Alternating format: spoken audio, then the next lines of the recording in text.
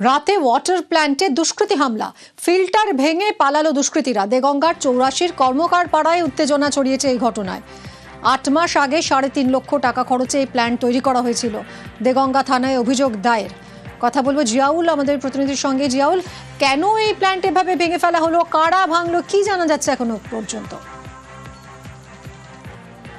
দেখো, এখনো পর্যন্ত কারা বা কি উদ্দেশ্যে জনসাধারণের জন্য যে আর্সেনিক মুক্ত জল অর্থাৎ আর্সেনিক যুক্ত এলাকা, আর্সেনিক মুক্ত পানীয় জলের জন্য ওয়াটার ট্রিটমেন্ট প্ল্যান্টের প্রায় 3.5 লক্ষ টাকা ব্যয়ে এই দেগঙ্গার 84 কর্মকার পাড়ায় সেখানে একটি এই প্ল্যান্ট বসানো হয়েছিল 7 মাস আগে। কিন্তু দেখা যাচ্ছে সেখানেই দুষ্কৃতী তাণ্ডব, অর্থাৎ রাতের অন্ধকারে সেটিকে গুড়িয়ে দিলেন, ভেঙে দিলেন, অর্থাৎ চুরির উদ্দেশ্যে এলেন। অর্থাৎ যেখানে সেই 3.5 লক্ষ টাকার প্ল্যান্ট, সেখানে একাধিক যে অর্থাৎ ট্যাঙ্ক রয়েছে, সেই ট্যাঙ্ক চুরি করার জন্য চলে এসেছিলেন, না অন্য কোনো শত্রুতার কারণেই এই ট্যাঙ্ক গুড়িয়ে দিলেন, সবটাই কিন্তু ইতিমধ্যেই তদন্ত শুরু করেছে পুলিশ।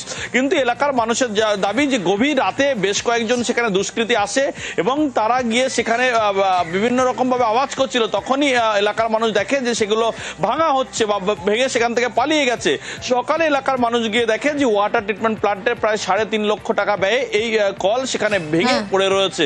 বলে কেন, কি উদ্দেশ্যে ওয়াটার ট্রিটমেন্ট প্ল্যান্ট সাধারণ মানুষের জন্য যে পরিষেবা, সেখানে কেন দুষ্কৃতী তাণ্ডব চললো, ইতিমধ্যে দেগঙ্গা থানা পুলিশ তদন্ত শুরু করেছে। ধন্যবাদ জিয়াউল। জল বেরোচ্ছিল, স্কুলে রান্না টান্না হচ্ছিল, এখন শুনেছি জলটা নাকি খাওয়া যাচ্ছিল না, এরকম একটু শুনছিলাম। অসুবিধা কি ছিল? সকালবেলা উঠে আমরা শুনলাম যে এরকম কলটা ভেঙে দিয়ে গেছে। তো এসে দেখলাম এই কল ভাঙা আছে, এখানে দেখছি একটা ঘড়ি পড়ে আছে। কি উদ্দেশ্যও তো কিছু বোঝা যাচ্ছে না এদের, যে কি চিন্তা ভাবনা যে একটা পাড়ার মধ্যে রান্না হয়, এখানে স্কুলে ভাঙাটা তো মোটেই উচিত হয়নি।